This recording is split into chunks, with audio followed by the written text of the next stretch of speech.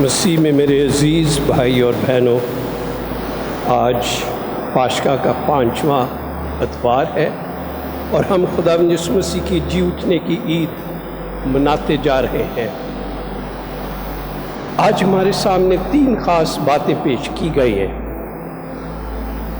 سوال کی صورت میں اگر کہوں، ایک تو یہ یسوع جو مردوں میں سے جی اٹھا، یہ کون ہے؟ دوسری بات، کلیسیا کیا ہے؟ اور تیسری بات، ہم کون ہیں؟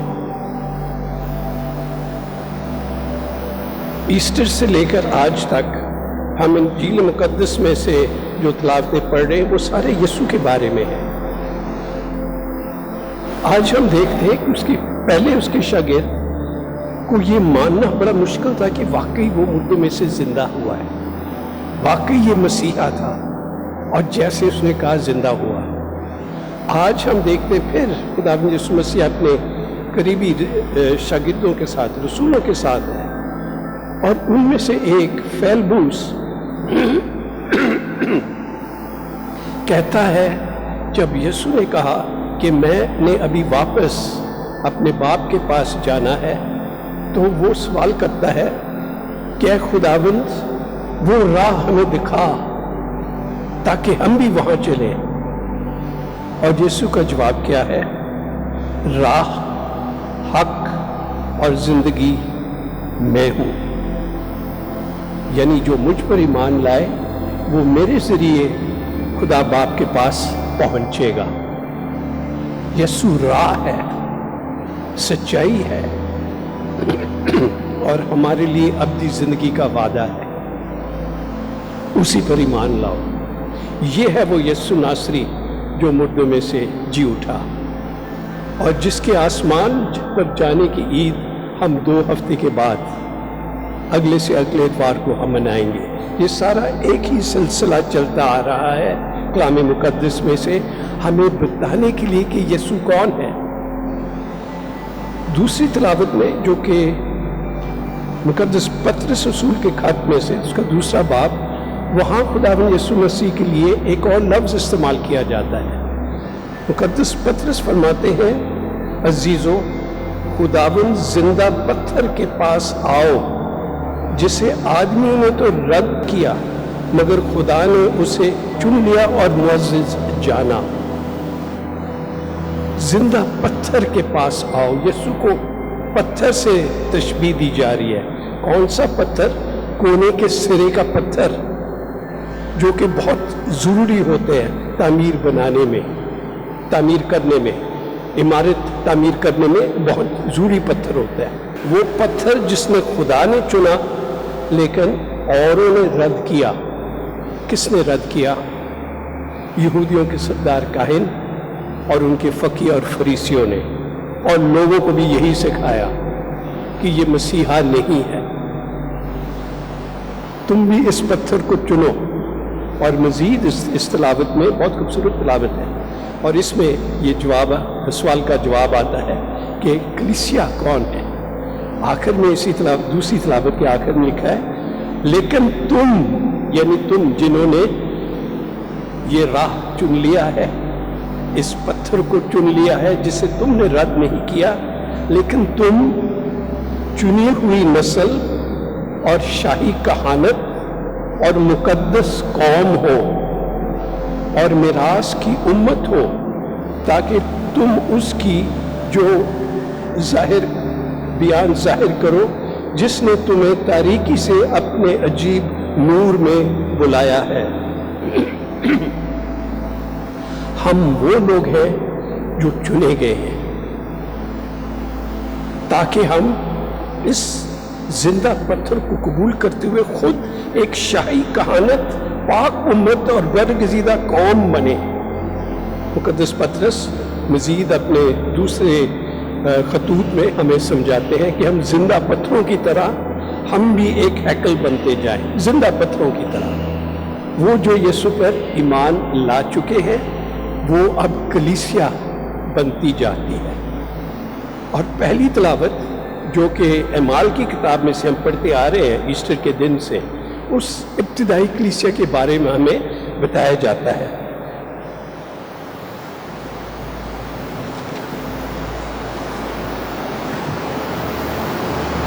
یہ اعمال کی کتاب میں سے اس کے 6 باب میں سے میں پڑھ رہا ہوں، پہلی آیت۔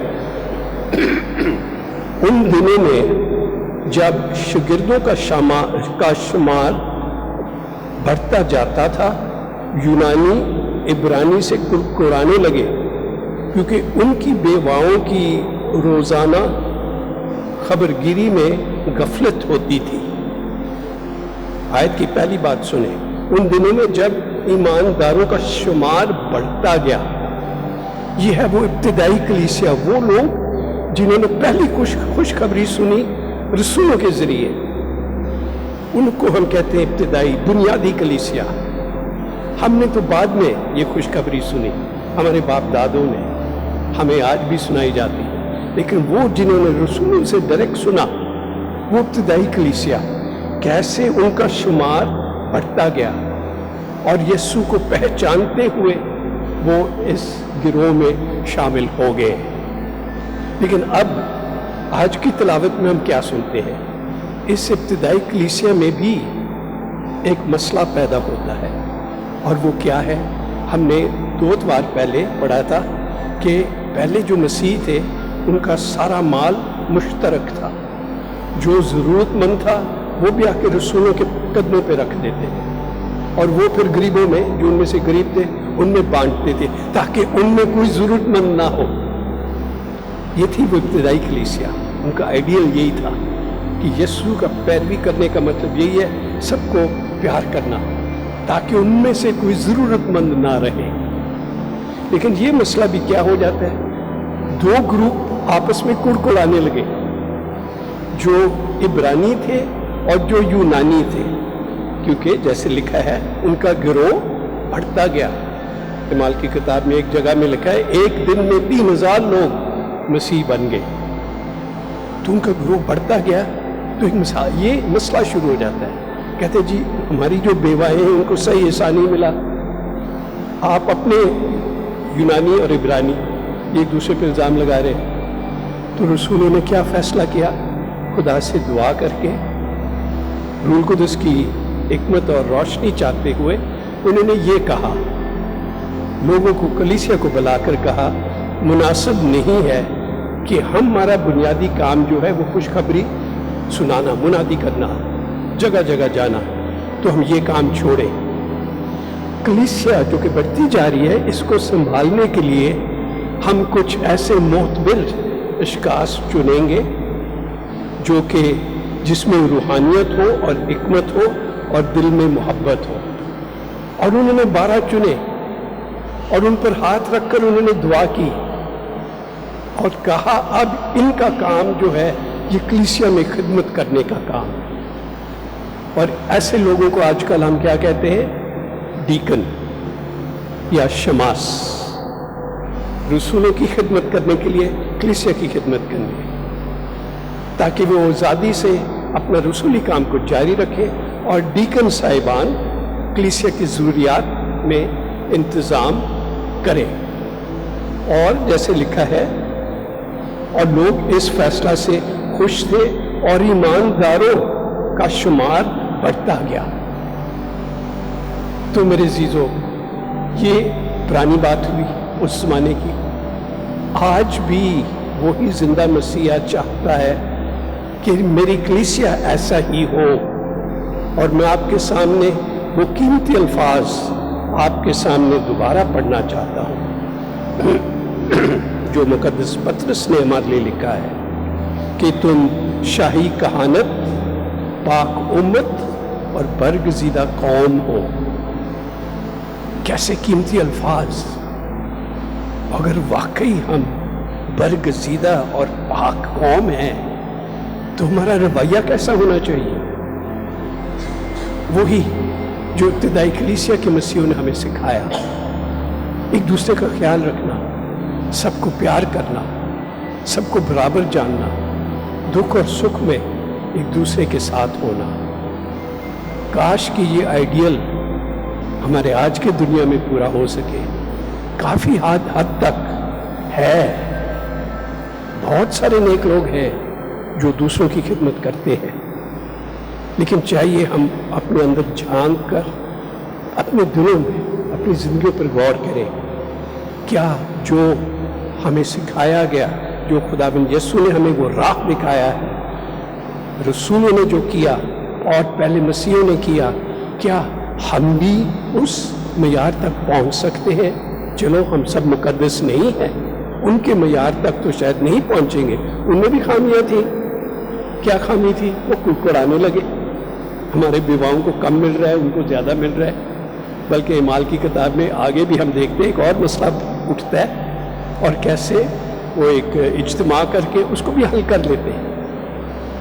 تو میرے عزیزو, ہم دعا کریں کہ اے خدا, ہم جو اس موجودہ زمانے کے شاگرد ہیں یسوع کے, ہم جو اس موجودہ زمانے کی کلیسیا ہے, ہمیں برکت دے, اور خاص کر اس مشکل دور میں ہمیں خاص برکت دے. اگر تو نے کسی کو کافی دیا ہے تو اس کے دل کو چھو, اگر کوئی غریب ہے اسے مایوس نہ رہنے دے. ہمیں طاقت دے کہ ہم سب کا خیال رکھیں, اور اس طریقے سے واقعی شاہی کہانت, پاک امت, برگزیدہ قوم, ایسے الفاظ کے سامنے تو ہمیں شرمندہ ہونا چاہیے. خداوند, ہم اس لائق نہیں کہ ہمارے لیے ایسے الفاظ بولے جائیں, لیکن آئے یسوع جو کہ راہ, حق اور زندگی ہے, اس پر ایمان رکھتے ہوئے ہم دعا کریں کہ ہم کافی حد تک اس لائق ہو جائیں کہ ہم اس کلیسیا کے ممبر یا زندہ پتھروں کی طرح جو ایک دوسرے کے ساتھ جڑے ہوتے ہیں, ہم بھی اپنے آپ کو ایک پاک ہیکل بناتے جائیں. خداوند ہمیشہ آپ کے ساتھ ہو, آپ کو طاقت دے, آپ کو برکت دے, آپ کو حکمت دے, تاکہ یہ قیمتی الفاظ ہماری زندگیوں میں پورے ہو جائیں. آمین.